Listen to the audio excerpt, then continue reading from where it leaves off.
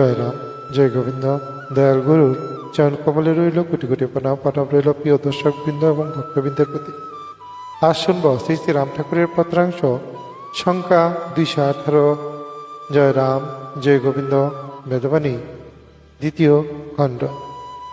সবার প্রতি প্রণাম জানিয়ে মূল পত্রাংশ পাঠের চেষ্টা করছি। জয় রাম, জয় গোবিন্দ। জীবের স্বাভাবিক কর্তৃত্বহীন, কারণ যা কিছু চেষ্টা করে তাহা পূর্ণ করিতে সক্ষম হয় না।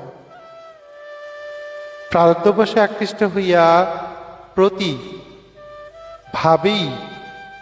ভাবেরই দাসত্ব স্বীকার করিয়া থাকে।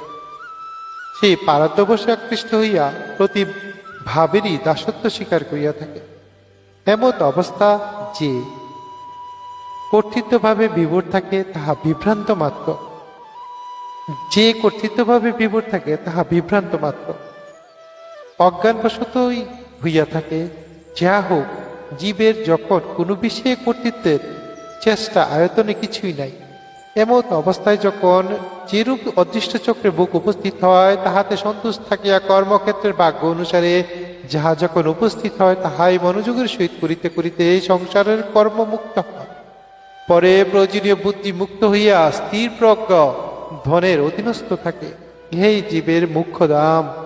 ভাগ্যবশে জগতের তারতম্য ভাবে অর্থ উন্নতি অবনতি, লাভ লোকসান, সিদ্ধি অসিদ্ধি, শক্তিমান ও শক্তিবান হইয়া অভিমানী ভাবে বিব্রত হয়।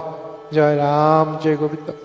সেই জন্য ফলাফল আসক্তিহীন হইয়া জগতের উপস্থিত কর্ম ভাগ্যবশে যাহা ঘটে তাহাই করা কর্তব্য।